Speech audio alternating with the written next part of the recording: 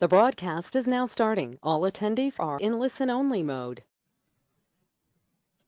Good afternoon, everyone. I hope you can hear us very clearly. For those who already have seen the question box in the panel tool list on the right-hand side, if you can please type in yes, you can hear us. This would be of great help for us. Let's see. Yes, thank you so much. And sound check for Scott. Can you say something, Scott? Yeah, and I hope that my microphone is working too. So can you hear Scott also? Yes, many yes. Thank you so much. Great. Perfect. We will wait a couple of minutes because we see that many of you are still dialing in. So give us a few more minutes and then we'll kick this WebEx or webinar off.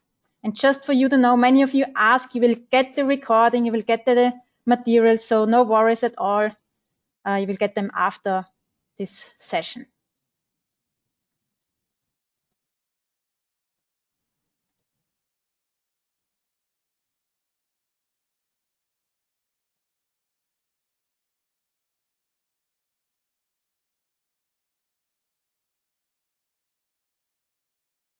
Yes, there will be visuals and you should already see them. So you will not see our faces, you will see the screen. The number for the UK, in order to find the number, you need to go to phone call and then you will have the different numbers there. You see it in the panel, or all the different numbers.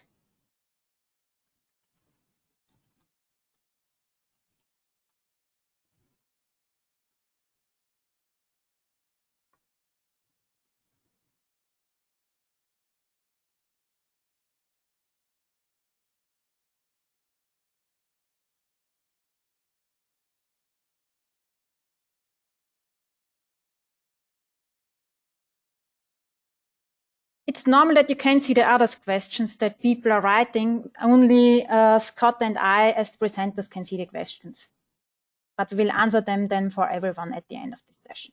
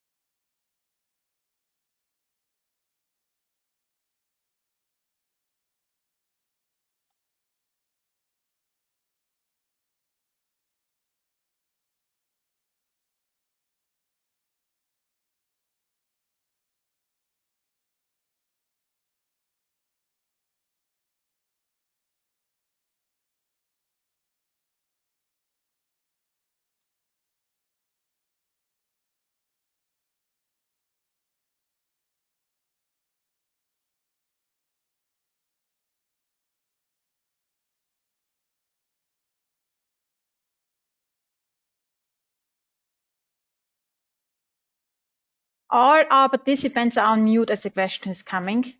We will start in a few minutes. We still see a lot of people dialing in, and then you should be able to hear us. 1 more minute, and then we'll kick it off.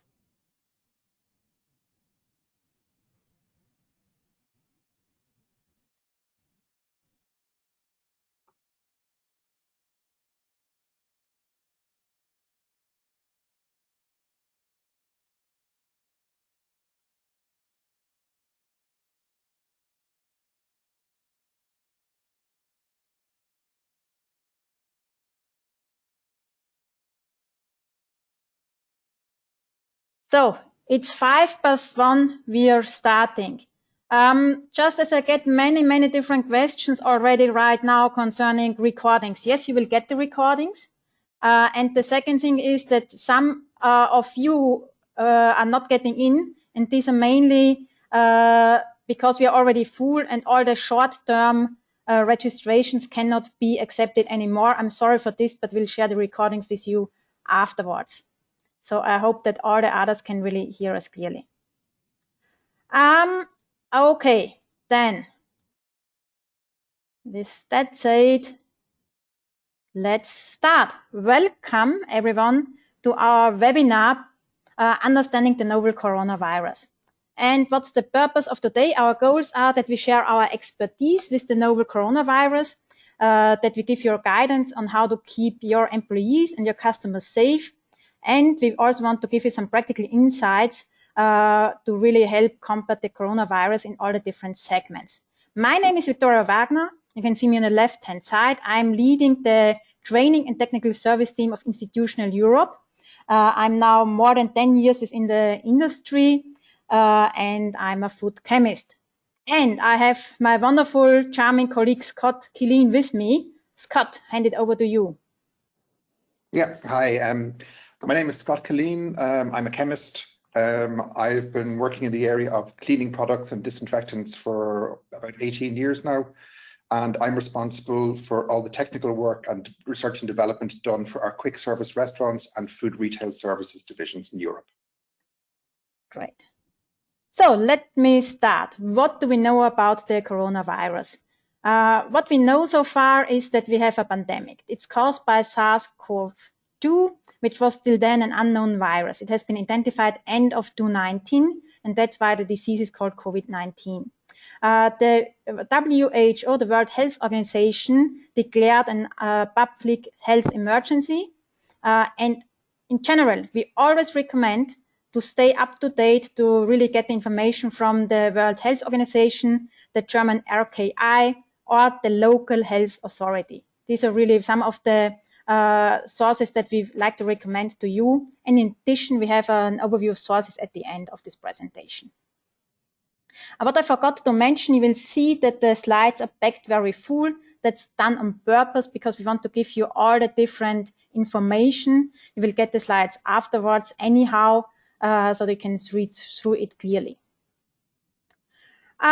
What is a coronavirus? Coronavirus, it's a large family of viruses, and they are normally known because of the common cold. And I think many of you know these colds that you usually have in winter. But there are some famous coronaviruses. One is the MERS, and the other is the SARS-CoV-1 virus. They occurred in 2002 and 2012. And at these times, they were epidemics and not pandemics. And now we have the SARS-CoV-2 that was identified end of 2019. And SARS means severe acute respiratory syndrome, already telling us what the syndrome is of this disease. Why is it important, and what else do we need to know? We need to understand that infected persons may show no symptoms for up to 14 days. This can happen. It can happen that you have no symptoms at all, but nevertheless, you can transmit the disease. And at the moment, there are still no specific treatments or vaccines available. It's most dangerous for people over 65 and people with pre-existing conditions. And so far, the symptoms that we know are respiratory symptoms, fever, cough, shortness of breath, and trouble breathing.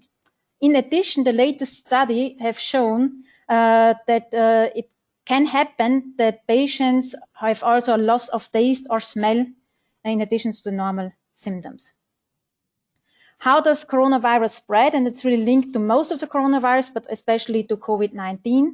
We know that they are spreading by air, by close personal contact, and by touching a surface that is contaminated with the virus, and then touching our mouth. And then the virus can enter with the eyes, nose, and mouth into the body. So the latest studies have shown that mainly air and close contact is the transmission way of this virus, and that can lead to COVID-19. And that's why we have all these different new regulations in place in different countries, because this is seen as one of the most famous transports these days. We get many questions on the survival time of surfaces. What we know so far, we know we have a virus and not a bacteria. This means there is now no multiplication possible outside any kind of host. So on surfaces, it will not, there will be no multiplication of the virus. We also know that the survival time is between 24 hours and 9 days. RKI says approximately 6 days, and the latest studies show that it really depends on the surface. So latest studies say copper is around 4 hours, papers 24 hours, stainless steel up to 48 hours, and plastic 72 hours. And within aerosols, it's up to 3 hours. And that's important to understand because this will lead us later to the different measures we need to take in terms of hygiene. And that's why it's interesting to know the survival times. The survival time, in addition, is depending on the temperature, the humidity, and the surface condition. And we also know that drying out and UV rays promote the dyeing, and low temperature and high humidity favors the survival time. Scott, anything that I've forgotten that you'd like to add at this time? No, I think you've covered most of what's needed. Really, I think that the most critical thing here is to remember that the multiplication doesn't happen on surfaces. Multiplication of the virus will only happen inside the body. So it is different from dealing with bacteria, which is what people would normally be aware of when we talk about hygiene and disinfectants. So this puts us in a much better situation, actually makes it easier for us to deal with it. Thank you. We now will show you and guide us to different recommendations depending on the different segments you're working in, and we will try to cover everything as we'll see in a minute. And that's where I hand over to Scott. Yeah, thanks. So this is a global pandemic. So there's a lot of recommendations from local health authorities around the world. Each country is dealing with things, slightly differently, but the general principles are going to be the same. So personal hygiene is really one of the biggest things we have to pay attention to. So this is when we talk about this in particular, we're looking at hand hygiene and how we're coughing, so preventing the spread of any droplets through aerosols through the air. Then we can go through to what materials are needed to do this. So do we need to have some sort of a face mask, or do we have to have access to hand disinfectants or surface disinfectants? And this is really the critical thing. Once we've looked after that, we can take care of a lot. On top of this, then we have to monitor, okay, how are we actually working in our businesses? So what's happening with our employees? Are they healthy? Are we paying attention to what's happening with them? Do we have to single out people and say, okay, this person has had contact with somebody, do they have to start working from home? Do we have to separate them from other people? So figuring out the people aspect of things and how we manage the procedures then to stop a spread of the virus within our business so we can keep our businesses running as functionally as possible.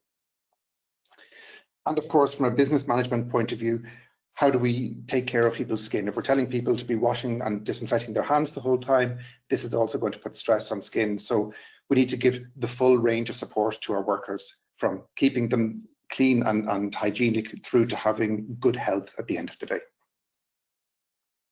Yeah, in terms of the risk profiles, we have identified 3 different risk profiles. We have green, yellow, and red. Green means there is no outbreak known in any area. Risk means, yellow means that there is already an epidemic ongoing, and in the red area, it means we already have the pandemic. I will not go in detail through all the different things, but important to know is that in the green risk profile, you just have your normal procedures that you anyhow have designed per site. In yellow, this means that you really need to have special procedures in place to reinforce training and hygiene and create more awareness around this topic. And within red, we are already in the pandemic, and this means we need to do everything to break the infection chain. How to protect yourself? Yeah, so protecting ourselves is actually very straightforward. Okay, at the moment, we don't have a vaccine. We don't have clear ways of treating the virus if we do get infected, but preventing it happening, we can do an awful lot in our day-to-day lives to really prevent us catching the virus. Remember how the virus gets into the body. It comes through droplets into your throat and starts to multiply there. So the way to do it is preventing the virus getting into your body. You do this by washing your hands as often as possible and doing it correctly. Now, washing your hands correctly is really a critical thing. We talk about you need to wash your hands for 20 seconds. Now, this doesn't mean the whole process is taking 20 seconds. This means actually rubbing the wet soap into your hands. You should be doing this for 20 seconds. You need this full process to actually remove enough of the virus particles from your hand. And then, of course, you need to rinse as well under running water to wash them away. Touching your eyes, nose, and mouth is something people do subconsciously and an awful lot, and this is the real risk of getting it into your body. So this is why we say keep washing your hands. If you have anything on your hands, you'd be surprised how often you are touching your face, and then you're just bringing the virus closer and closer to a part of your body where it can multiply and replicate. Avoid close contact with people who are sick. I think this is quite an obvious one. Avoid areas where live animals are being sold or raised.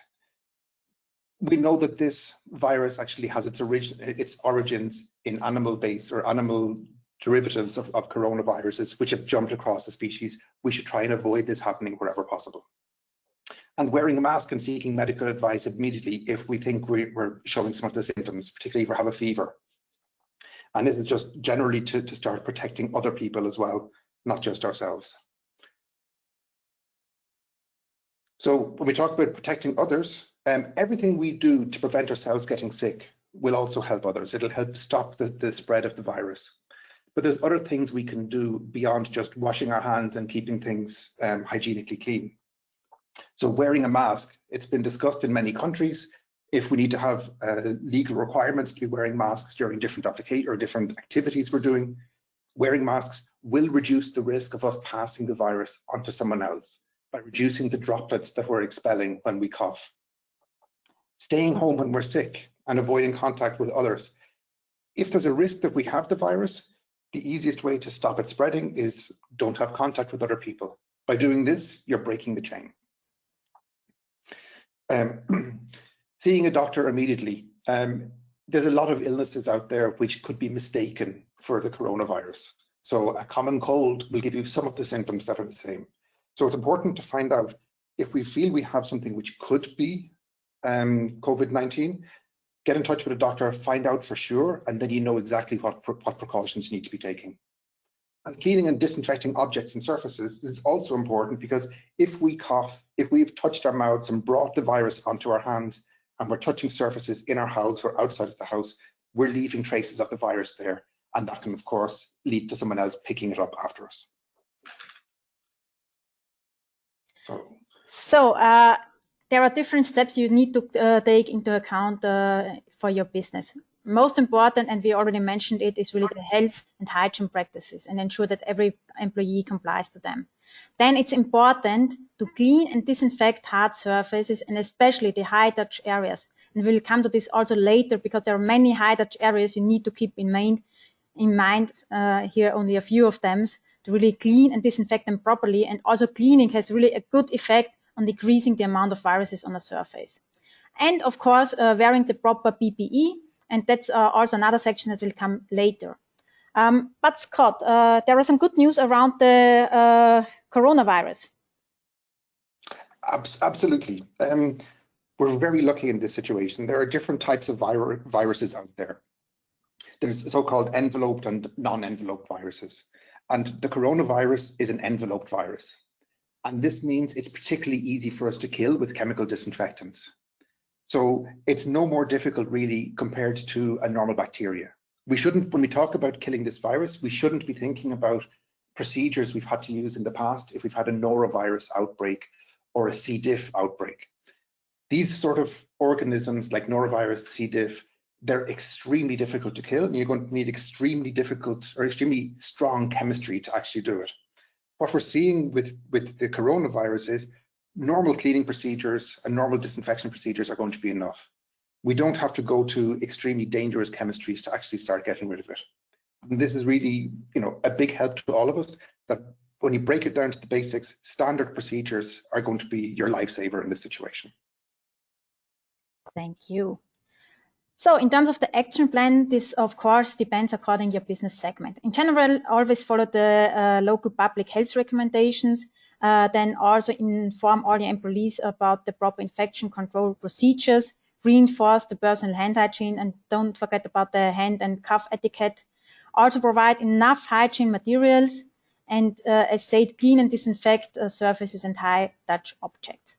And in terms, depending on the different segments for restaurants, please continue, as you already do, to follow the good hygiene practice. In addition, depending, of course, on the country you're living in, a transition to go might be useful and considered. For hotels, if still open, consider really closing of non-essential public gathering areas. And for external service providers, we really like to inform it that it makes sense to intensify the communication with your customers. This can be the hygiene lead, the housekeeping management, but really have a clear view and clear communication with your customers. For care, that's really important that you educate and inform all employees about the proper infection control procedures, reinforce training there, and also think about closing non-essential public areas. And also for retail, really reinforce the hygiene procedures. What about food safety? So we're in a really good situation here. When we talk about food safety, our normal food safety procedures that we're all following in day to day are actually going to help us get through this coronavirus crisis as well. Because, as I mentioned, the coronavirus is no more difficult to kill than our standard bacteria that we're trying to kill in the kitchen. So if we follow our standard procedures, then we're going to be fine. There's no need for panic when we're talking about food safety here. The German National Institute for Risk Assessment has come out and they've done studies and they've come out and said, okay, they see the risk of transmission via food as really minimal. And so person to person remains the most critical way of transmission here. So if you look after your normal HACCP plan and follow the recommendations of that properly, you should be okay here as well. And what about shipments and incoming goods? Here, if we go back to what you had mentioned earlier about the studies that have been done on how long the virus survives on different surfaces, this actually gives us the key to our answer. The risk here is extremely low.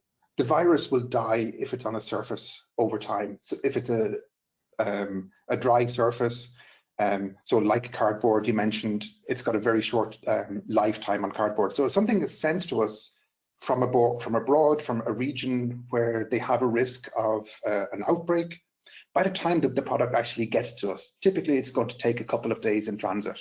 And then when it reaches us, any virus that was there will have died or will be inactivated by that point. So we don't have much to worry about. What is important though is you do still need to focus on your normal hygiene practice, especially the hand hygiene.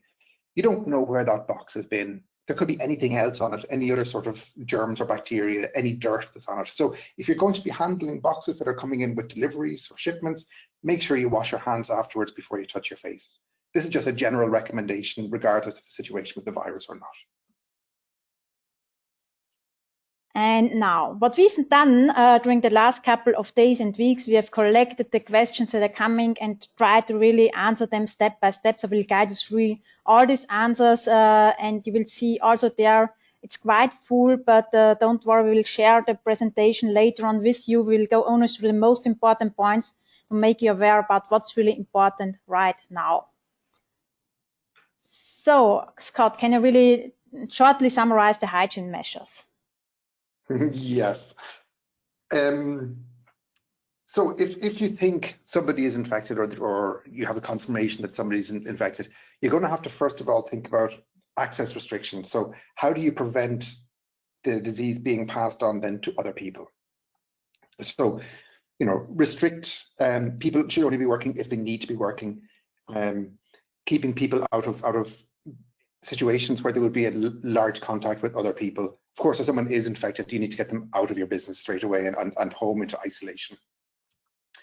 But you're going to have to go in then and say, okay, we've had a worker working here who turns out to be infected. So what do we do? How do we clean our restaurant? How do we clean our store, whatever it is, so people can come back in again afterwards? Now, training is very important. You need to know for sure that the people who are going to go in and clean and disinfect the room afterwards, that they know what they're doing. There's no point in someone going in to clean it if they don't know what they're looking for. So make sure that the training that you have for your people is up to date and people know what steps have to be followed in the normal cleaning procedures. It's important to provide PPE because you're putting someone into an environment where there is a risk. Yes, we know there could be a high amount of the virus on the surfaces in here or in the room, whatever. So you want to make sure that they're given the full protection that you can offer them. And this can be anything from face masks to prevent them inhaling any aerosols which might be formed while they're doing the cleaning, protective clothing so that they don't get something onto their clothes which will then take home with them and possibly reinfect themselves afterwards from that, and protective gloves and goggles. So the goggles, as we mentioned before, it is possible to absorb the virus through your eyes for it to get into your body that way as well. You want to use a suitable disinfectant. Now, we said that it's not a difficult virus to kill, but nevertheless, using the right disinfectant is important. You want to be sure that you're actually going to be killing the virus as well when you're doing it. Follow your procedures, which have already been defined. So you should know clearly what concentrations you should be using, what application it works on, what materials are you going to use to be doing the cleaning, how long does the procedure have to go on for before surfaces are cleaned and disinfected. And really make sure people understand this point. Hand hygiene. If we're cleaning and disinfecting a room for a longer period of time, we still have to remember we could be picking up this virus on our hands as we're doing that job. So regular washing of hands or sanitizing of hands is also important. And then we've got to consider, okay, all of the surfaces will be there, that everything we've cleaned and disinfected we could, but what about the surfaces we can't clean or disinfect? So for example, textiles, how are we going to deal with them? And they're going to need different procedures compared to normal to make sure that they're safe for use afterwards. So, and in terms, there is a known case of COVID-19 in one of the rooms in one of your sites, then it's really important to stick to the body protections as noted there. It's from the CDC, you see the source there. And it's important to wear the body protection. These are usually disposable overalls, then a respiratory mask. I will come to this later on, which masks are helping and which are not so good. Then it's recommended, as just said, to wear proper eye protection, goggles or face shields, and also the right gloves. So that's really important. If you have somebody that's infected and you'd like to clean the room, then please stick to this special PPEs. What about gloves? Yeah, gloves are a double-edged sword. On one side, they're great, but on the other side, you have a risk that you give someone gloves and they feel like an invincible superhero. They can do what they want. And that's not right. The basic thing when we talk about does someone need to wear gloves from a hygiene point of view, the first thing you should look at is, okay, doesn't matter what you do, improving your hand hygiene and coughing procedures is critical. That's the highest standard. That's the one you absolutely have to hit. If you put on gloves as well, then okay, you're giving this extra barrier between your skin and the virus. But you can just as easily collect the virus on the glove, and then by touching your mouth, touching your face, you can pass it on. So your gloves are going to need to be disinfected as well. You have to make sure that if you're getting virus onto them, that you're killing it as well quite quickly. And as well, wearing gloves for longer periods of time can also be a risk from a hand safety point of view, because inside a glove it can be very moist. You can actually encourage bacteria or whatever or fungi to grow on your skin underneath the glove. So they're useful, yes, when you need them. So depending on the activity you're doing, you might have to wear gloves. But actually washing your hands more frequently and disinfecting your hands more frequently is just as important as, or if not more effective than just wearing the glove. Yes, and in terms of masks, there are two masks that you know quite well. And we have the N95 or FFP mask. And you have three glasses 1, 2, and 3, and this describes the leakage rate. This means for glass 1, maximum 25% leakage rate is normal. For glass 2, it's maximum 11%, and for 3, it's 5%. And for COVID, you need to wear at least the FFP2 glass. But keep in mind the maximum wearing time. It's up to 2 hours, depending on the mask, not longer. Otherwise, it's not effective anymore. And in addition, you know the surgical mask that you have on the right-hand side, and they are limited effective.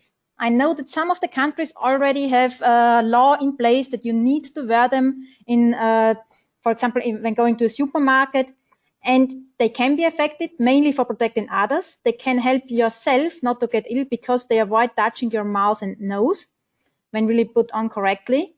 And they can also hold back secretions from sneezing or speaking. And what's also important to know that the coronavirus is very large. Compared to the norovirus, it's really so large that it cannot easily penetrate through this mask. However, as soon as the mask gets damp, it can easily go through. That's important to know. If you really want to be protected, and especially working in an environment around care, you should wear FFP2 mask.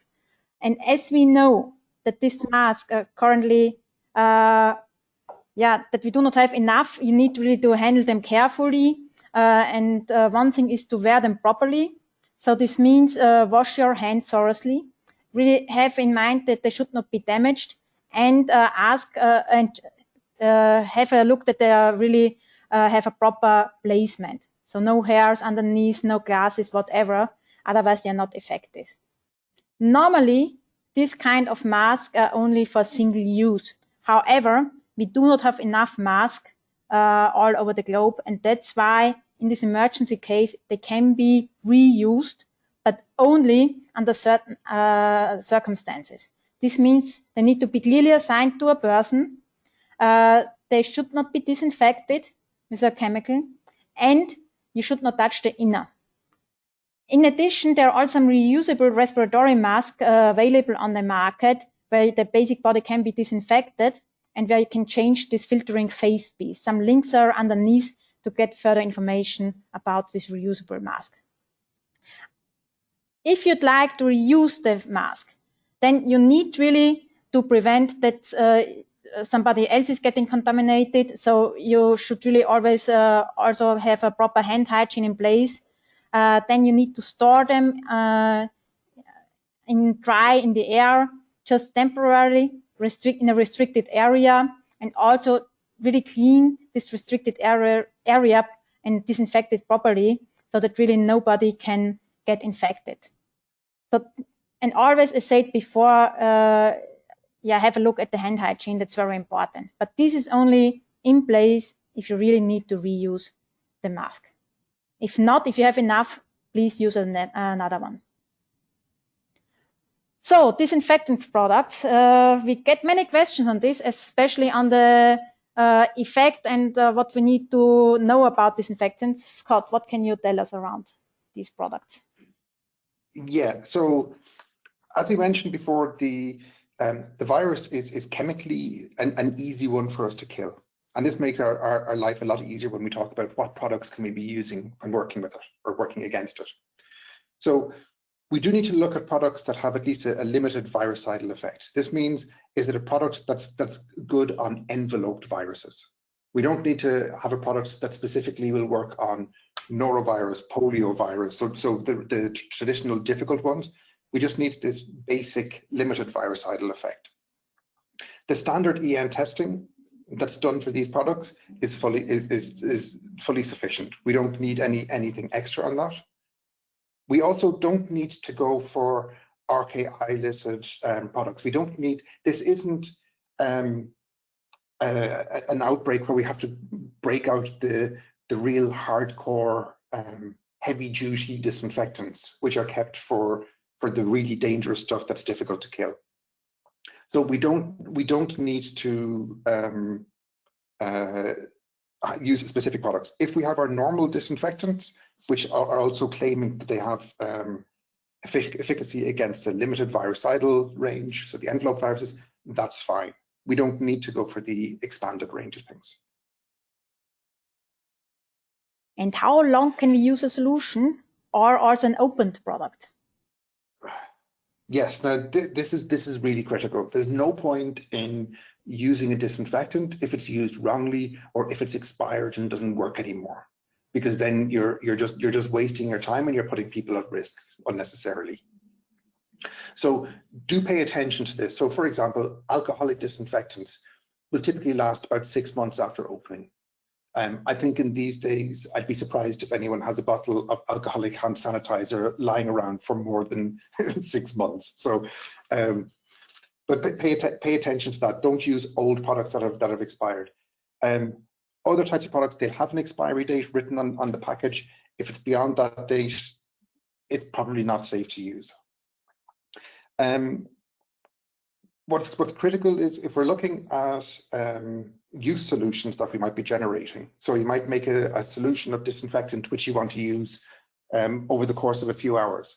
That's fine, and for certain products you can do that. You can't do it for all, but for certain ones you can. And when it makes sense to do that, it's good, but please be careful.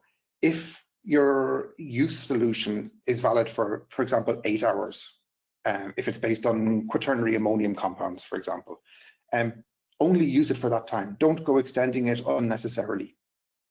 And also, when you're working with these products, don't contaminate them. If you've got a bulk solution in a bucket or whatever of ready-to-use solution, make sure you're not contaminating it, because that's going to break down or reduce the efficacy of the disinfectant over time, especially if you're using one that's based on chlorine or hydrogen peroxide. These are very reactive, and if you get dirt into those solutions, that dirt is going to react with the chlorine or the hydrogen peroxide, and over time you get less and less efficacy from your use solution. So it's important, once you've made up your solution, use it within the time that's specified that you're allowed to use it in, and keep it clean in that time. Don't let anything contaminate it. Great. So, and now we go through the different areas. So we have here the public areas like schools, kindergartens, supermarkets, we have offices, and give you some guidelines along these different areas. In addition, we're also looking at the lodging and care homes and give you also some ideas around the different hygiene measures you need to keep in mind in these different areas. But before, I have a question to Scott. Do you know how many surfaces do you touch in half an hour? Any idea? It's a lot. It's a lot more than people would ever think that they're touching. Yes, 300 surfaces in 30 minutes. That's really a lot. And you see here some of the really high touch objects on the left-hand side. So keep that in mind, and also keep in mind that you need to clean these surfaces often, and that you need to have a proper hand hygiene. And we get so many questions on hand hygiene and so many recommendations. One say you should wash your hands. Others should say you should disinfect your hands. Scott, what do you think? What's the best thing to do? Normal situations, I would say washing your hands is going to be enough, just in normal day-to-day life. By washing your hands, you're removing the dirt off your hands, but you're also physically going to remove the virus from your hands. And luckily as well, with the type of chemistry that we have in soaps, the surfactants that are in soaps will actually also attack the virus to a certain degree.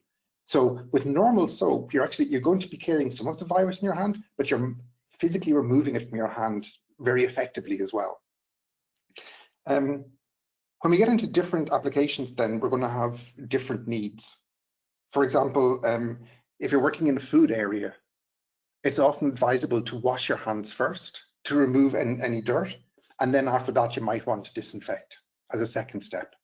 Or you could do that with a 2-in-1 antibacterial hand soap. When we look at healthcare or long-term care, the requirements are going to be higher there.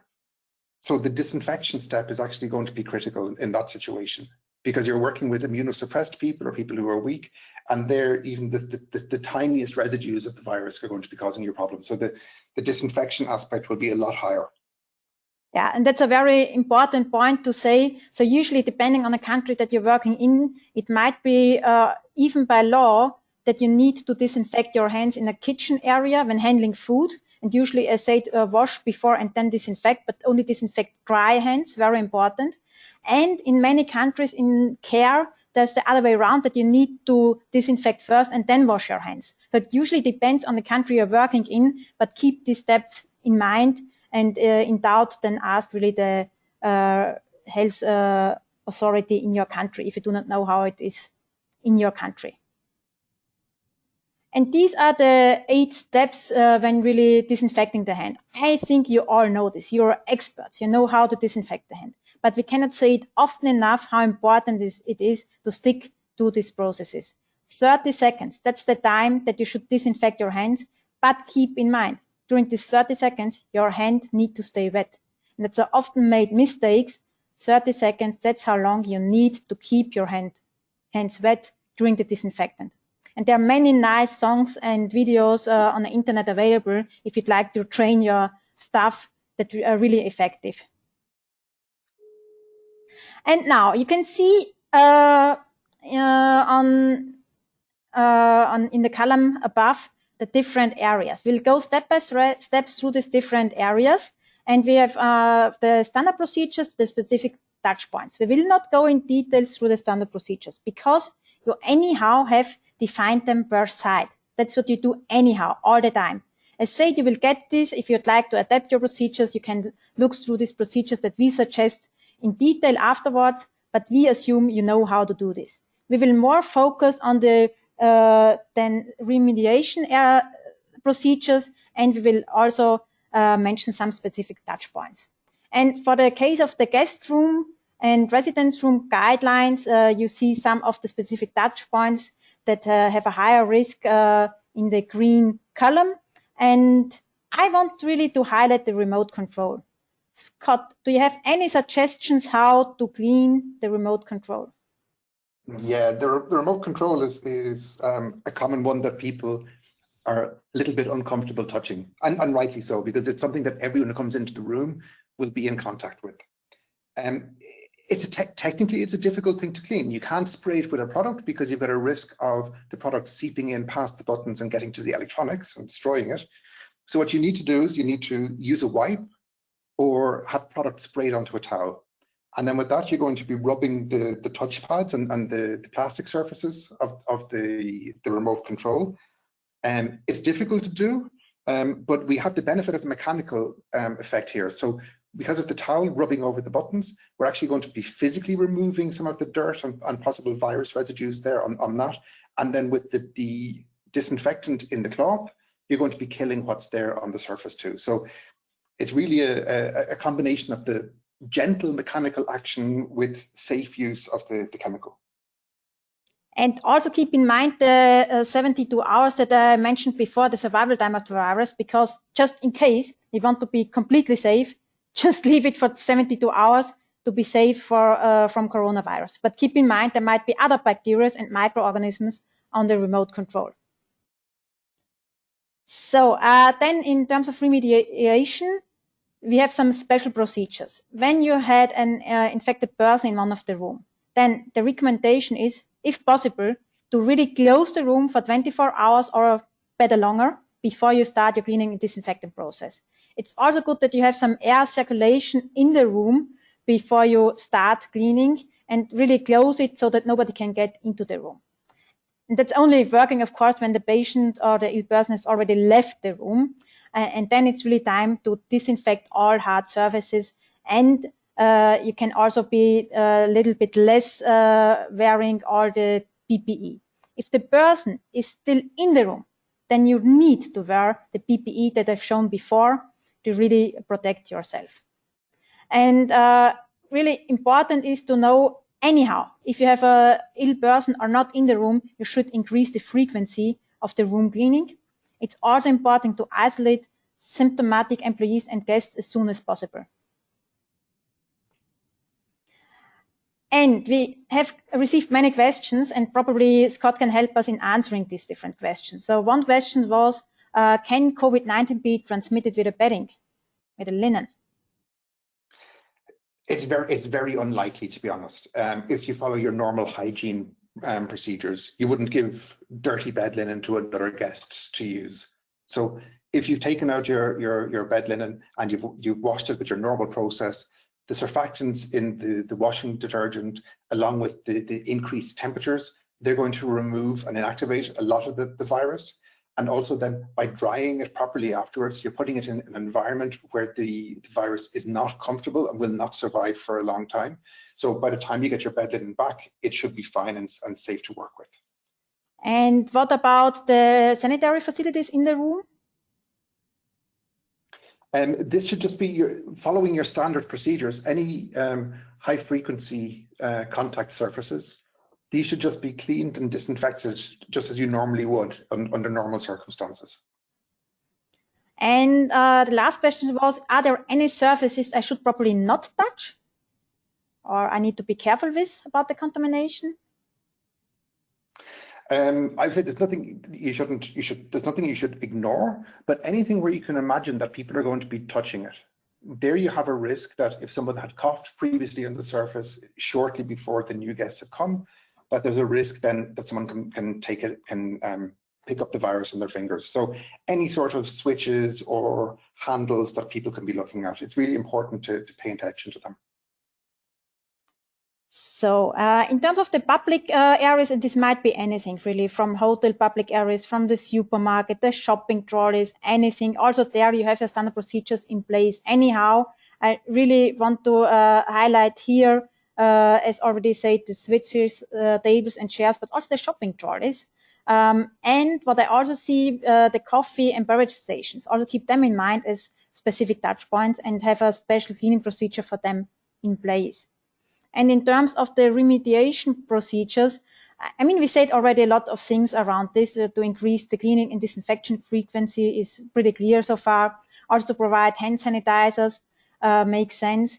But what makes sense in public areas, really consider limiting non-essential vendors. Really think about who is necessary to get into your site and whom do you not need right now. And really restrict it if it's possible, if you have a certain fear. And it's usually follow really the guidance by the public health authorities. And in terms of the public areas, I think we already answered the first question here around the surface, that you can really touch all the different surfaces there. There's only one thing that can make sense, that you just avoid touching a surface. If you're really afraid, you can open, for example, a door with your elbow. That's totally okay. That's what you can do. And as I know, some of the schools might open soon and there might be some graduations coming depending on the country you're in. And we're getting a lot of questions around, well, what do I need to do? What around the PCs, keyboards, tables? And that's quite similar to what we just heard from Scott about the remote control. Also increase there the frequency of the cleaning. All the surfaces like the keyboard can be similar cleaned like the remote controls. For PCs, be a little bit careful. And laptops, just clean them properly and you can decrease also the amount of viruses there, and also have the hand hygiene in mind. And yeah, especially students should pay attention to proper hand hygiene. And with that said, I lead over to the food service guidelines, and that's where we also have now two special guidelines, one for the food contact surfaces and one for the non-food contact surfaces. And also there, again, the standard procedures, that's what you have in place anyhow. And the specific touch points can be several. It can be really from glassware, from bar tops, tools, whatever. Keep them in mind and clean them properly. And what about the remediation process, Scott? Right. So if you're working in food service, I'm sure you have procedures in place for what to do if there's an outbreak of norovirus, what to do if somebody vomits in your restaurant or in your store. So this is fine, because any of these procedures we have, and even just our standard procedures, are going to be good enough. So just be very strict on the procedures that you're following. So if you have standard procedures for manually washing your wares and sanitizing them, stick to that, but make sure it's done properly. If anything, do it a little bit more often. You don't have to go crazy, but a bit more frequently will reduce the risk of virus being passed from one worker to the other in there. The same with if you've got a buffet or something like that, where you're going to have members of the public coming in and touching surfaces, make sure every surface that they touch, which could be a spoon in a buffet, make sure that they're actually being cleaned more often than you normally would do. And just, yeah, make sure that all of your systems in general are working correctly. So if you're using any equipment, to make sure you're dispensing your product, or if you're using warewashing, make sure that all of those systems are actually working properly and people know how to use them correctly. So again, we've talked before about the importance of training, and this is going to be critical again, that your workers actually know how each application is supposed to be cleaned and sanitized properly. When we talk about warewashing is great from a hygiene point of view. Because of the heat and the detergent that you're using, you're going to be killing, you know, huge amounts of any germs that get in there. And if it's actually working properly, you will come out with properly sanitized dishes or wares out of the machine.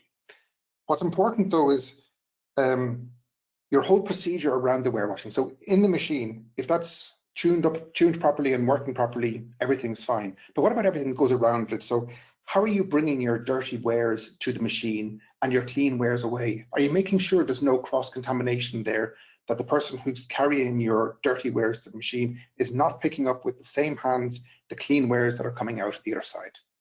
So be very careful of the logistics end of things here and your processes. If you notice that there's a problem with your machine, that the temperature is not getting hot enough, which is defined as being needed to get to the hygienic aspect, so 60 degrees for the wash temperature and 80 for the rinse. If you're not getting up to that level, you will need to use a detergent which contains a sanitizing component. Typically chlorine bleach will be in the cleaner there. And as well, if your store has been closed for a longer period of time, you might have to pay attention to the risk of water quality. So if you have any water sumps anywhere, or water that can stay standing in pipes when your restaurant or whatever is closed for a period of time, make sure you're cleaning that all out properly, so you don't have the risk of any biofilm or bacteria that could have formed in those areas being passed into your food or onto your wares before serving them to customers. That's actually a very important point, especially if you have water softeners in place. Also keep in mind, if they're not used for more than 48 hours, you should normally clean and disinfect them properly. So that's also some of the things to keep in mind. Yeah, so all of those aspects are things we should typically be looking at anyway in our day-to-day lives and our jobs. You know, these are standard things for food safety. And again, when we talk about how to disinfect a hard surface which could come in contact with food, we're going to use the same procedures as ever. So you want to remove any of the dirt that's on the surface, and then you're going to use a cleaner disinfectant, for example. Make sure in this situation you're using one with a limited virucidal efficacy. Let it work for the right amount of time. This is critical. Spraying a disinfectant on a surface and wiping it away 2 seconds later is not going to give you the efficacy that you really need. And this applies to standard food safety as it does to the virus situation now. Make sure you're sticking to the right contact times as written on the product, and then rinse the surface to remove any trace of disinfectants before it comes into contact with food again. Yes, and in terms of non-food contacts, also there, or as already said, you have the standard procedures in place. So please stick to them, as already said. And for the specific touch points, there are some things you should really keep in mind. For example, if you have a restaurant, keep in mind menus, bill folders, or pens. Or what about the computers and keypad? So really have all the different touch points in your mind when cleaning and disinfecting the restaurant properly.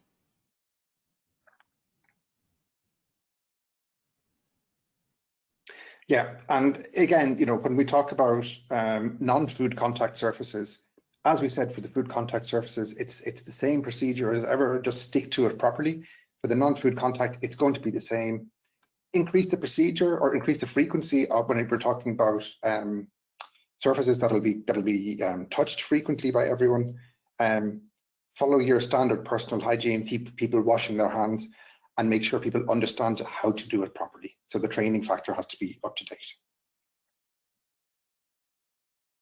So from a practical point of view, similar to the way we did it for the food surfaces. It'll be the same here, except with a non-food contact surface.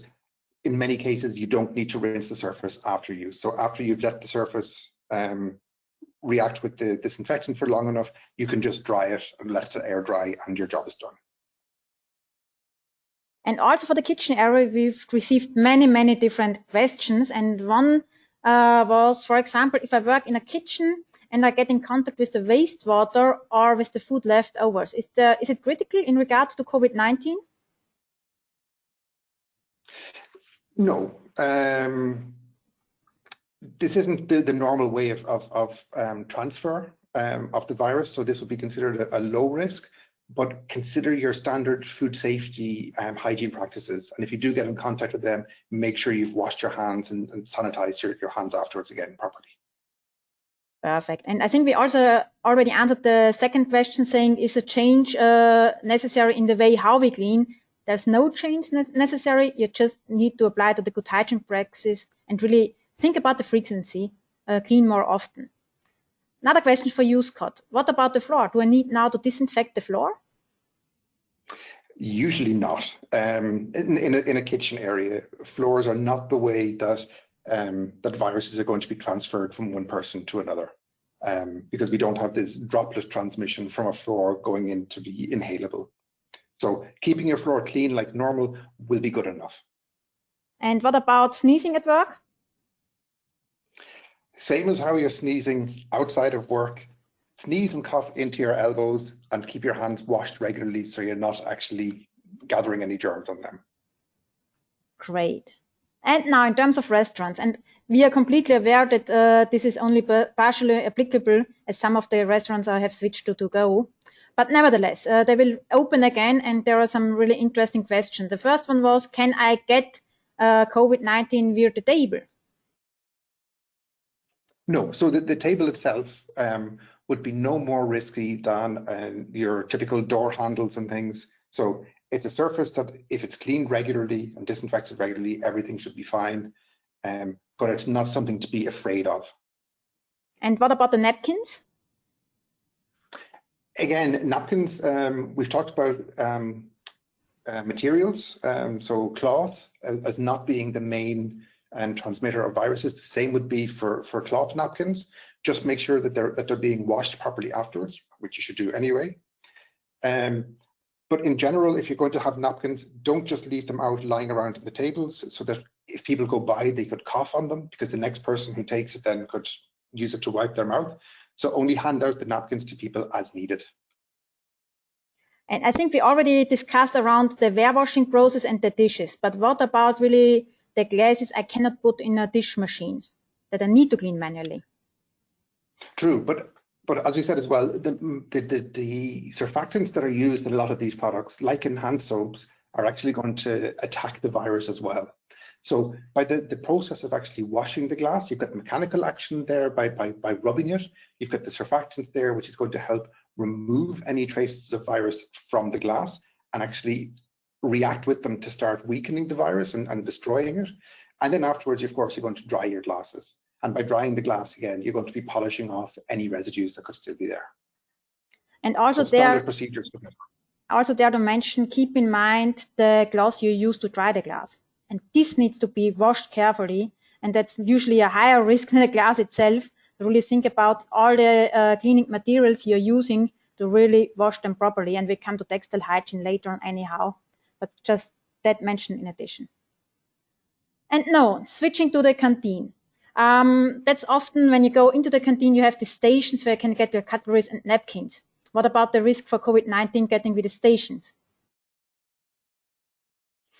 Yeah, so again, the risk is low, but it is an area where you're going to have interaction between people. Person one will touch something, person two will come along a minute later and touch it as well.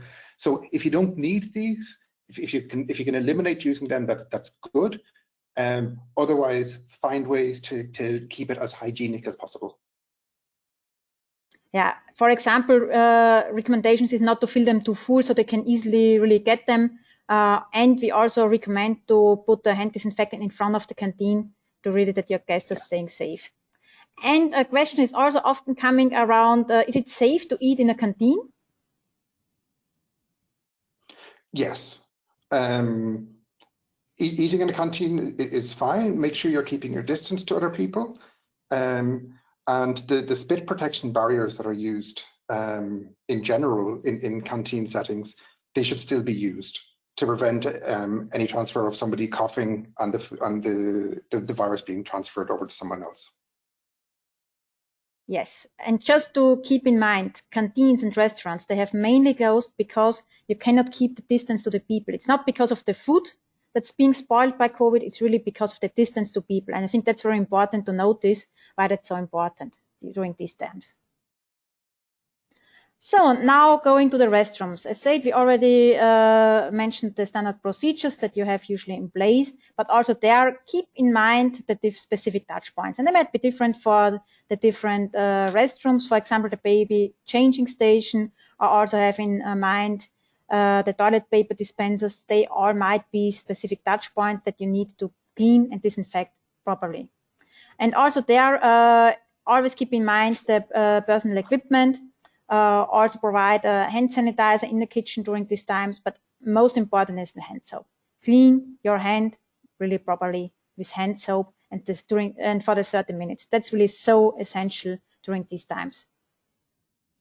In terms of the sanitary areas, also there, I think we already answered some of the questions. So we also already answered the first thing, what do I need to pay attention? That's what we already said so far.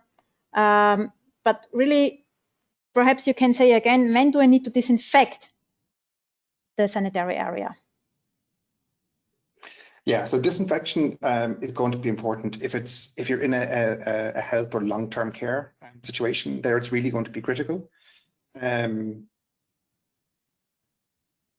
Yes. If you have, there's a lot of regulations around these sort of things. So in certain situations, the authorities will demand that the whole sanitary area is regularly disinfected. So you need to be aware of what the local regulations are about that.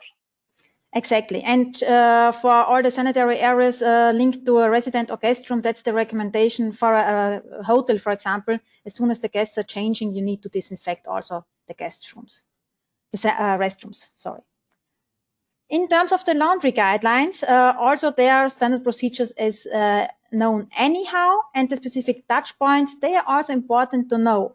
Think about the controllers of the washer and the dryers, about the light switches, the cards you're using. So many interesting touch points you have in a laundry, and there it's also important to have the different remediation processes in mind.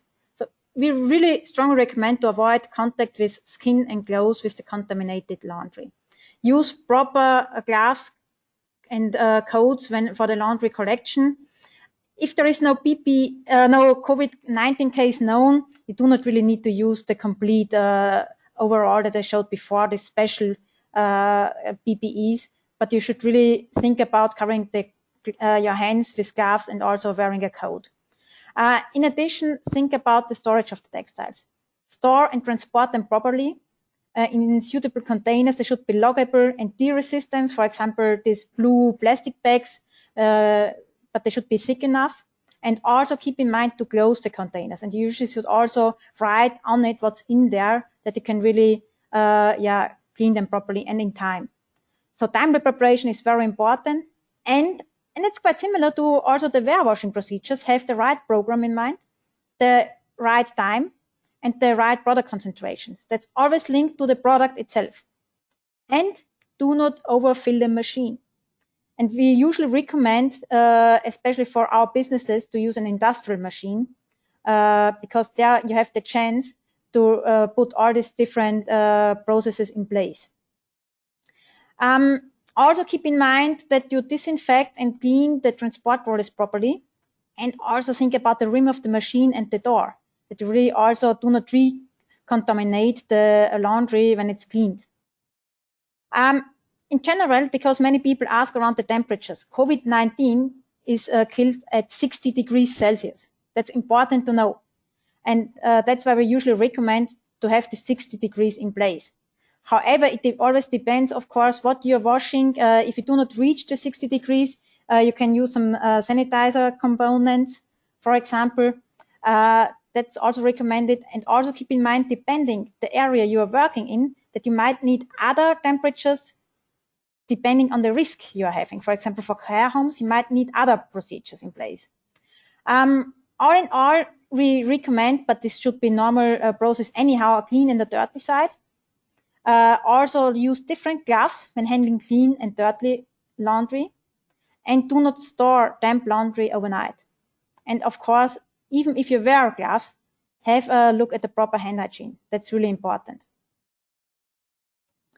And some more laundry guidelines. I think we already answered the COVID, what do I need to do when really touching laundry that's infected by COVID-19. But what's not yet been answered, and that's what I'd like to ask you, Scott, what about using disposable wipes? Isn't this easier instead of really washing all the textiles? Easier, yes. Disposable wipes. Disposable wipes have their place. They can be great. They can also be a curse. From an environmental point of view and a cost efficiency point of view, disposable wipes are not good. Using reusable wipes is much better for the environment and more economical. But in certain circumstances, they're the best thing to do for the convenience and the speed that you can actually work with them. So you really have to balance up.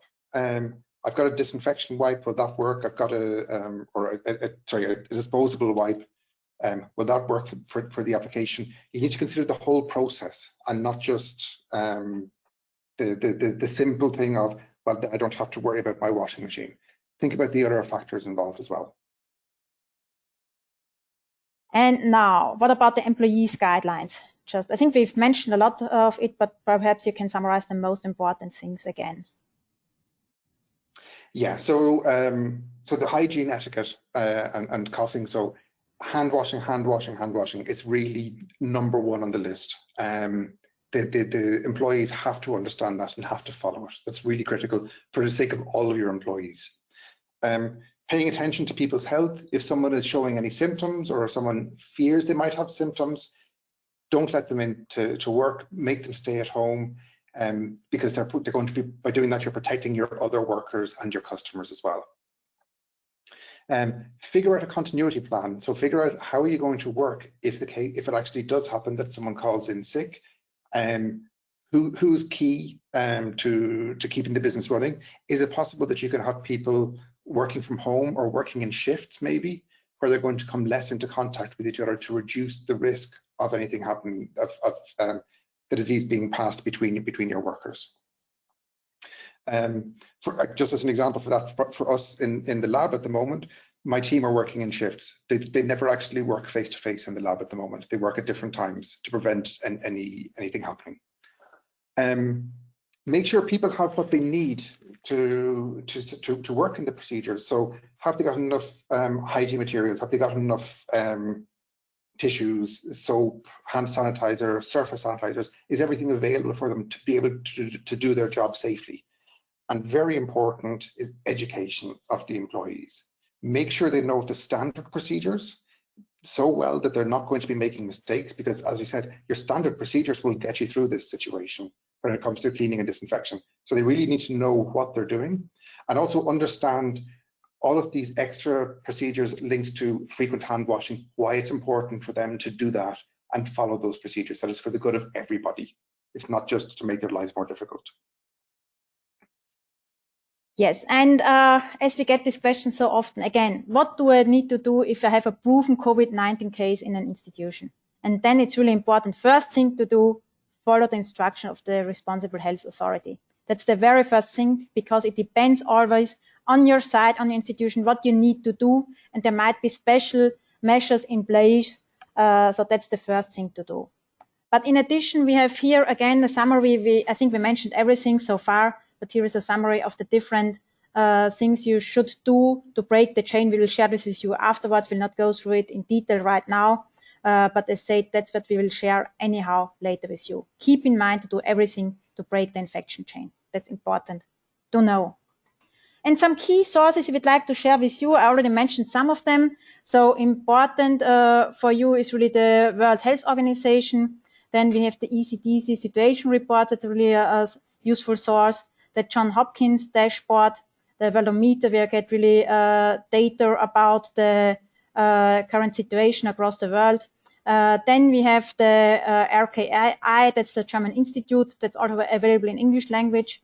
And of course, we'd like to let you know that we are working on a renewal of our eClub homepage. You already have lots of information there per segment, and all the latest information are there on this homepage that you can find quite easily.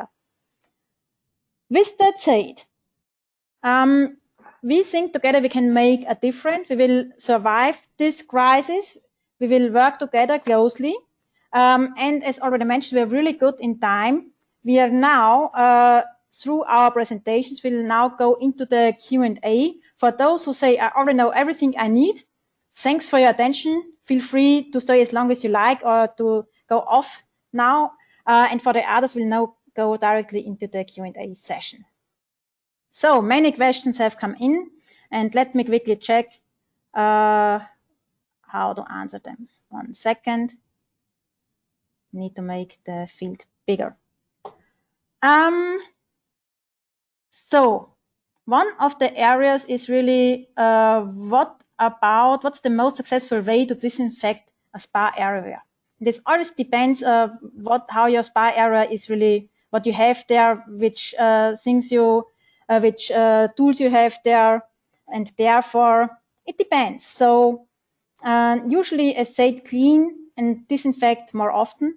If it's anyhow closed right now, then usually that 72 hours already decrease the numbers of viruses, so there will no virus be anymore after reopening again, but nevertheless you should clean and disinfect everything properly. And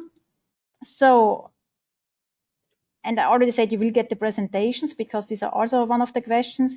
Yes, probably a question to you, Scott. There are different types of gloves available. Do you have any kind of suggestion how you do use, which gloves to use when? Right, so okay, you're going to need to look at what the application is the gloves are being used for.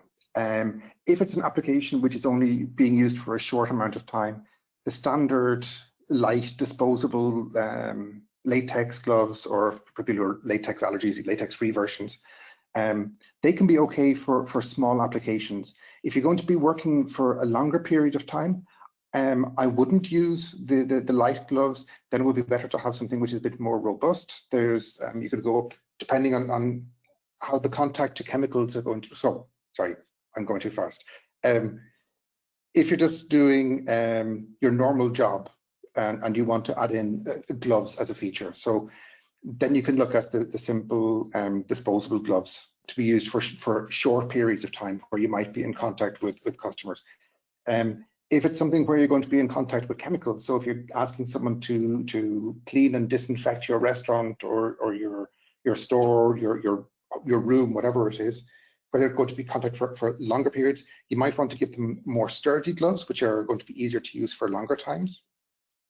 If you're using something like a nitrile glove, which is actually reusable for extended periods, do pay attention that they're left to dry properly regularly on the inside as well, to prevent any damage to your skin.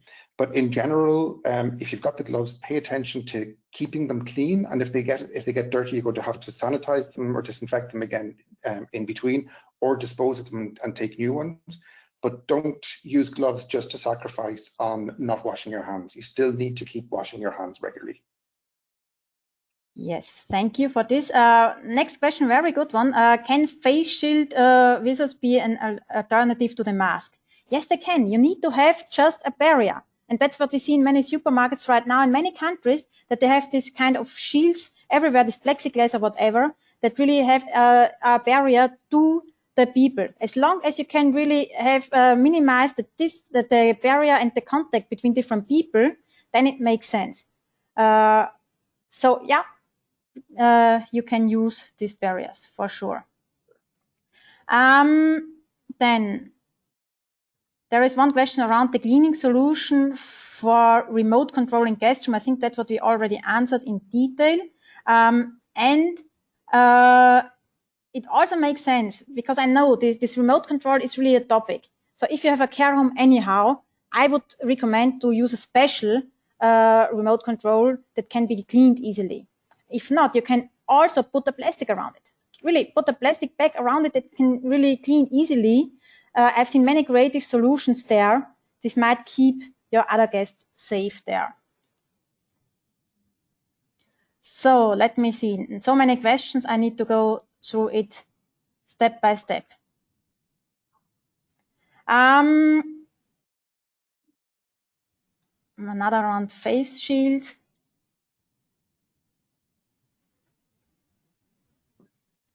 So something around. Is the German government doing any type of cleanliness guarantee certification for reopening hotels, bar, etc.? I have not heard anything around this. What we are currently working is from an Ecolab perspective on a reopening program that we will roll out shortly, also in country language, that we will then share with you later on. Then can you provide? Can products to disinfect surfaces also be used for hands? I think that's a question for you, Scott. What about using disinfectants for hand? Oh, right. Yeah. Okay.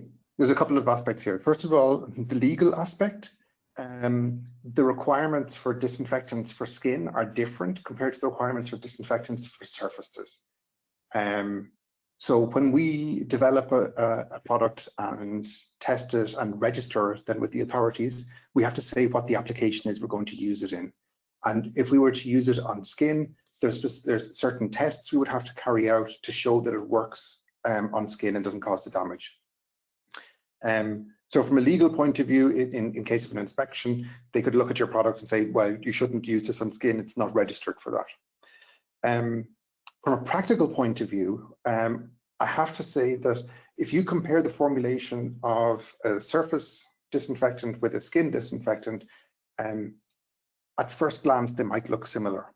But the surface disinfectant is designed just to do the disinfection. When we talk about the hand products, we have a lot of skincare ingredients built into them because otherwise alcohol in particular dries out skin very quickly. And will very quickly leave you with dry skin, cracked skin, if you don't have these ingredients in it to improve the moisture content in your hand and keep your hands safe. So short answer would be, I wouldn't recommend doing it. Okay, next question is, what about UV lamps and their effect on viruses? Yeah, we receive this question often. We know that UV is really decreasing the amount of viruses and it's helping that it's dying. But there is no process in place that says you can really use it as a disinfectant for COVID-19. So we really would ask you to stick to the normal processes as suggested, but it can help in addition. But there is no study has been done on this topic. Therefore, we are careful in answering this. The next one is very interesting because that's often coming. Will surface become resistant, for example, to Styrofoam Speed or other disinfectant when it's used daily? I think, Scott, that's what you can answer.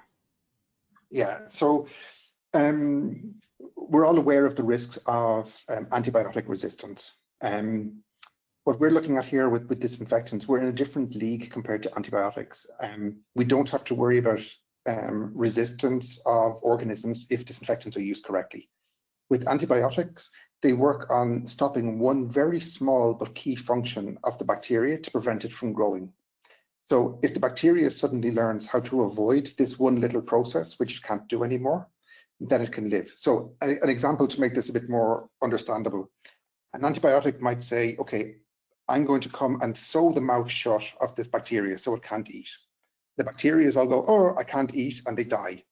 One of those bacteria can go, okay, I don't have a mouth, but I can inhale the food through my nose into my stomach that way, and I can keep living. And this is antibacterial mutations that we see, which will lead then to antibiotic resistance. With disinfectants, the way we're killing the bacteria and with the viruses as well now, is much more hardcore. We go in and we destroy them. So it's like coming in and dropping a bomb on it. There's no way that a bacteria or virus can react quickly enough to develop an immunity to the way our products are working. So there's no risk that over time they're going to develop resistance to it.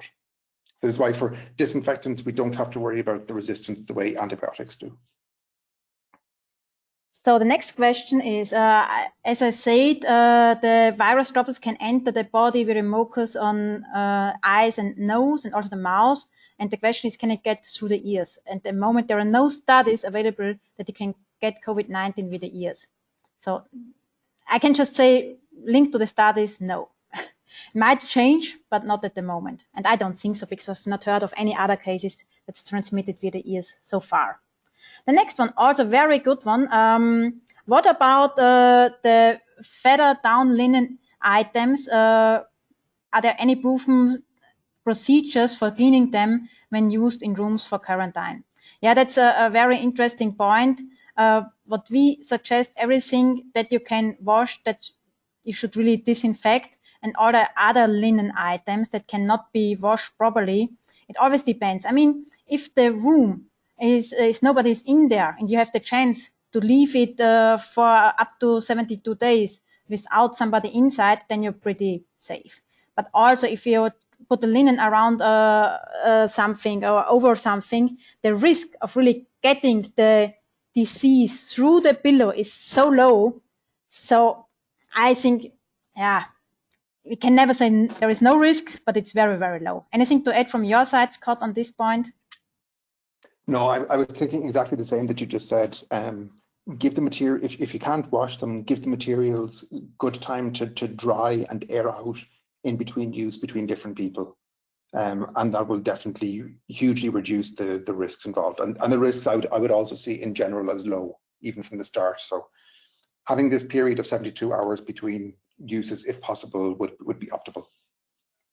Yes, so the next one, very good question. Also, Googles can usually be reused. How to disinfect them? I would probably clean them. Really, say it as you do with your hands. Put soap on them or any other normal detergent. Wash them under water. Use, if properly, warm water, not too hot, and just rinse them properly for the 30 seconds, and you can wash all the viruses off, and this should be enough. I would be careful in disinfecting Googles, depends on the Googles you have, because they can get blind by a disinfectant. So I would recommend really to wash them properly. Another thing, very interesting also, how long should gloves be worn? Scott, any guideline from your side around the duration of wearing gloves? Difficult. That's really a difficult one to define. For me, I would say as short as possible, unless you're going to be disinfecting them, at regular intervals while you're wearing them. So it's just, like I said when I mentioned earlier, when people use gloves, they feel invincible. And I've been in my local supermarket here, and you saw people working there with gloves, and the gloves were brown. And you're going, well, they're obviously not clean gloves anymore, and you can see them, fixing their hair and things still with them. So make sure you don't get to that stage. Try, if you're wearing gloves, keep the focus on hand hygiene like you would if you weren't wearing the gloves.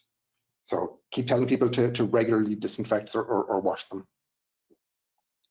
Great. The next question is, what about buffets in all-inclusive resorts? Well, it's the same as before. All the different things you use on the buffets should be really cleaned as often and changed as often as possible, and put them in the warewashing machine. And it's not really the risk of getting the food with the disease with the food. The risk is really that the different people get infecting by a close contact. So I would be more worried around getting COVID from another person than with the food. I think that's important to notice there. So we already said around the gloves, that there are different gloves in place. Also interesting, if you apply the hand sanitizers on the hand, is there a longer effect? Is that something that you'd like to answer? Applying hand sanitizers on hands, sorry. Yes, Did you say again? If you apply the hand sanitizers on the hand, how long is this safe to use? So how long do they really act on the hand? Okay. Sorry, yeah. So a hand sanitizer will only work while it's wet. Once you've put it on and you've been rubbing it into your hands, once it's dried, the effect of the hand sanitizer is basically ending then. It's when you have the alcohol in the sanitizer, when that's able to react with the virus, that's when you're actually going to be killing it. Once there's no more ethanol there, then there's nothing else to be reacting with the virus. You're not going to increase your kill rate of the virus anymore. So it's something that has to be used regularly. There's no lasting protection with it. Perfect. Then there is a question concerning product recommendation. I have not mentioned this on purpose because it might vary according to the different regions you are in. In this case, Oasis Pro 20 is working against, is effective against the virus, but please get in touch with your Ecolab colleague because they have the actual available product list for you with the right procedures in mind. Then for the pool and spa area, this question is coming again and again. The same for the spa areas is that you need to clean frequently touched surfaces as often as possible. At the moment, there are no studies saying that it can be transmitted via the pool water. But it's just at the moment, it hasn't been tested so far. As soon as we know more, we'll let you know. But as said, it's the same again, just disinfect all the different surfaces that are frequently used. Again, with the surface sanitizer to be used, just have a look at what Scott said, that it's effective for viruses. And to have certain products in place, please contact your Ecolab colleague. They have all the products in mind and they know what will help you. Would you recommend chef service buffet via live stations? Honestly, as long as you can keep the distance to your guests and also to your colleagues, both is fine. Just really keep the good hygiene practice in mind and keep the distance. That's the most important to stay safe during these times.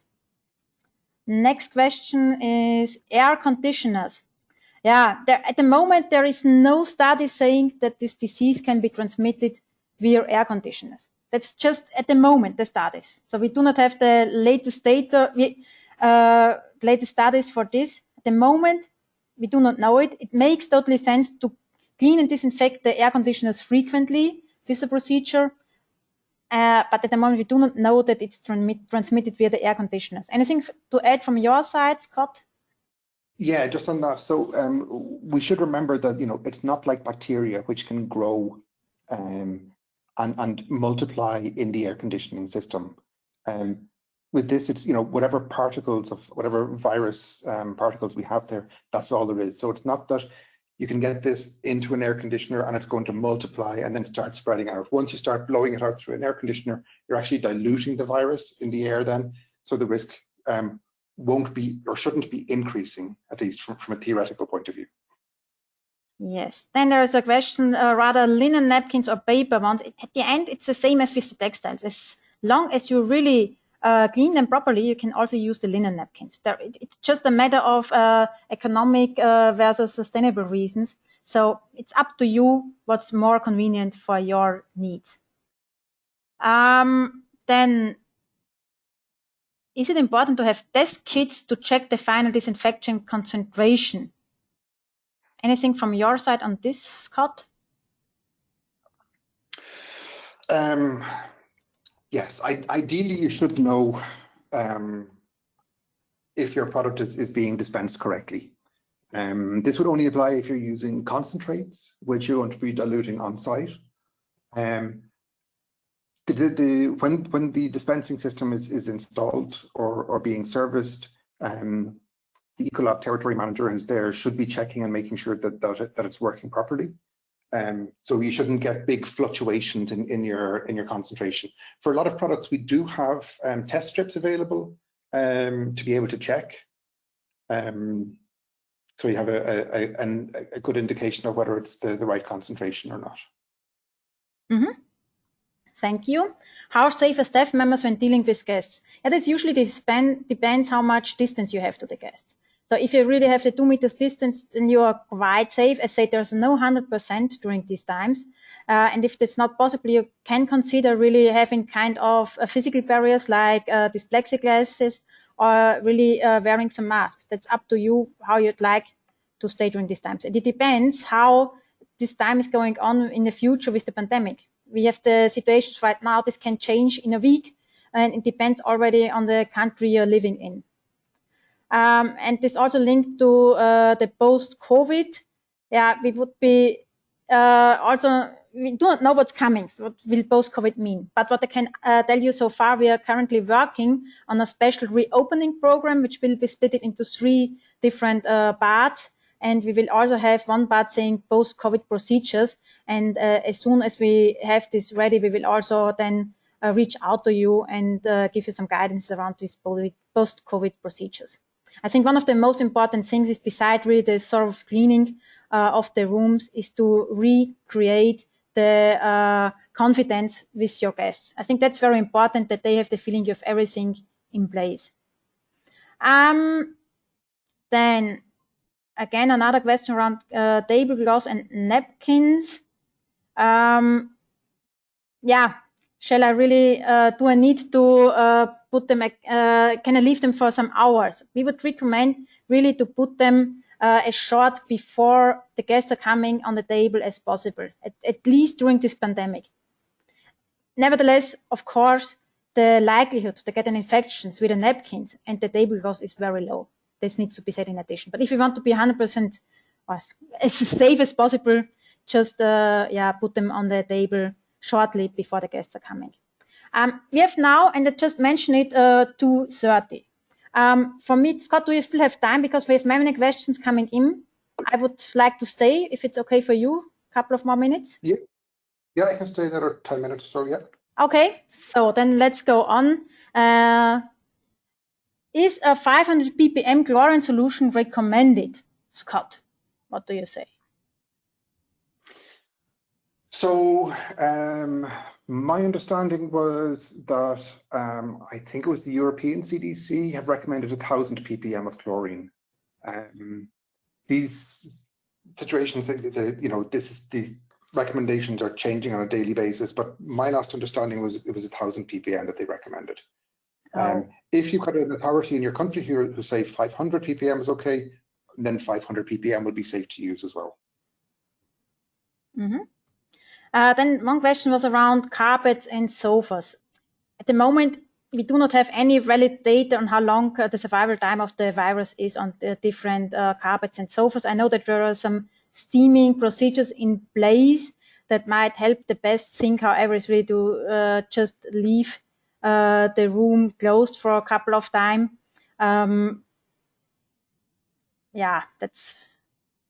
I think that's something we need to find out later, which procedures will really kill this on different carpets and sofas. Or do you have any idea around this, Scott? Yeah, I would have said the same. They're going to be difficult to do any wet cleaning on. Even if you were to spray something on the surface, being sure it gets through the whole fiber is quite difficult. So I would say the drying option is the best one. So letting it dry out, and the virus inactivation coming from the lack of moisture would be the way to do it. Yeah. One of the topics, and it's coming again and again, is really the availability of Ecolab products. And as our competitors, we have a challenge around the products. We are clearly open around this topic. The demand is really a lot higher than usually. We are working really in endless shifts. We have reopened more factories, more plants to produce more products, especially disinfectants. So it's a step-by-step process. But I completely know that it's not as good as it should be. That's why we usually also recommend clean more often. With cleaning, you can already reduce the risk tremendously. So don't forget to clean properly. Then another one. Do I need to sanitize the shoe soles? There is at the moment no guideline that says you need really to disinfect your shoes. It might be in a site, but I've seen no recommendation that means you need to sanitize the shoes. What about the guest baggage? at the moment, it's the same as with the transportation of different other stuff that we said before. There is no need to disinfect the guest baggage. Just have in mind the proper hand sanitation. That's the most important. Hand washing and disinfecting is the most important. Then how to deal with waste? Very good question, and it depends on your institution. Because if you're a care home or a hospital, you anyhow have special procedures in place. If you're a normal a hotel or whatever, you just put them in a bag, close it properly, have a look that no sharp substances are in the bag, and then you're okay. So that's the only thing you need to keep in mind. No different thing than you do anyhow. Just close the bag afterwards and and wash your hand properly. And also recommended to wear proper gloves.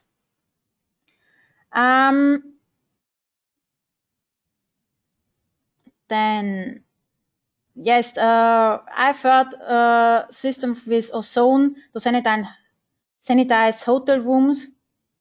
No chemicals required. Scott, do you want to say something on ozone for sanitizing hotel rooms? Yeah, so ozone is actually a very powerful disinfectant. But the way it's used is very critical. Ozone will react with any dirt in the area, so it's something that's typically used under very clean in very clean environments to get this extra level of high level disinfection.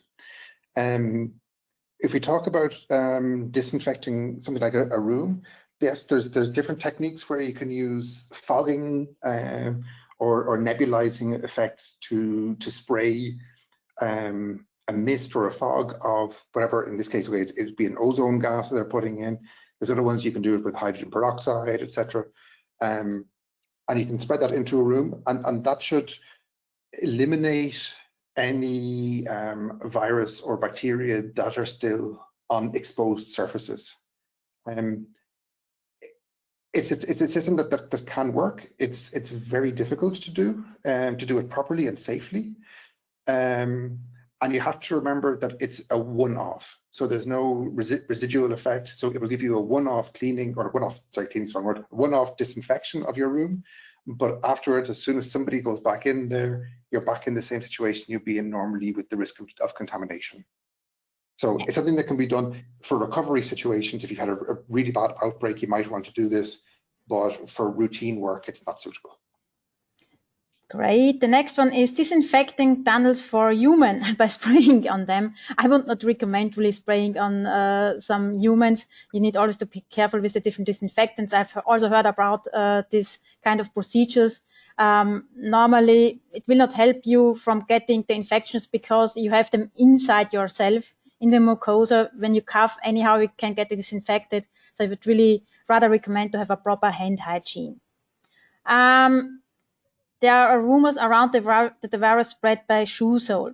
Is this true? I've not heard any kind of things around viruses spreading by shoe sole. So no, there are so many rumors around, but you need to really take and absorb these viruses via your sole in your mouth. So as soon as you do not take the shoe into your mouth,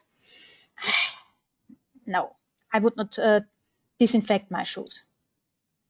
How long can coronavirus be on textile? Yeah, we still wait for this kind of studies. I just was reading the first studies to you. That's why we cannot give you a final information on this. But in general, we can say as long as it's dry, it will not survive that long. That's what we know. So the virus does not like dry environments. So that's really helpful at this time. Again, something around the Ecolab range. We have so many products in place. That's why we cannot recommend here something for you. It's something you need to ask really a local Ecolab colleague, and they will be able to help you. Yeah, what around the cutleries on buffet? That's what they said before. Please clean it as often as properly. Yeah, we already mentioned around what about the fans and what around the air conditions. I think that's what we already answered so far. yeah, what around beds in hotels? That's also a fair point. At the moment, there is no study saying that you can get COVID-19 via an animal. So that's the latest status. No studies in place that you can get via an animal COVID-19.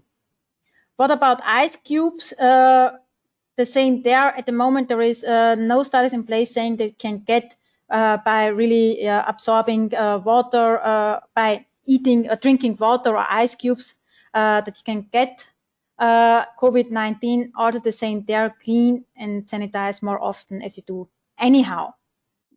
And we almost through it. So how soon do you think you will have the reopening procedures information? So it depends on the country. We are working really hard on it. So it's a step-by-step processes. Give us, yeah, let's say 2-3 more weeks, and then we will reach out to you. And if it's urgent, mail me, and we can get in contact soon to help you for your personal needs. You already answered, Scott, around steaming the guest rooms. I think that's totally fine. And also the garbage, that's also something that I just answered, that you really keep them in a bag. Are there more presentable gloves for the reception? And that's the question around gloves. If you work on the reception, Scott, please correct me if I'm wrong, there is no need to wear gloves. Really just have in mind something for proper hand hygiene. That's the most important, because wearing gloves gives you this kind of wrong security that Scott already mentioned. So if you work in a reception, it's more important to really have a proper hand hygiene in place.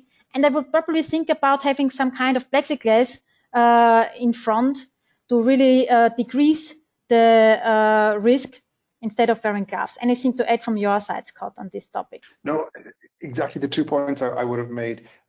Working at a reception, you're not going to be touching as many surfaces which members of the public could have touched shortly beforehand. You're in your limited space, so it's not as critical. You're not physically greeting people by hand.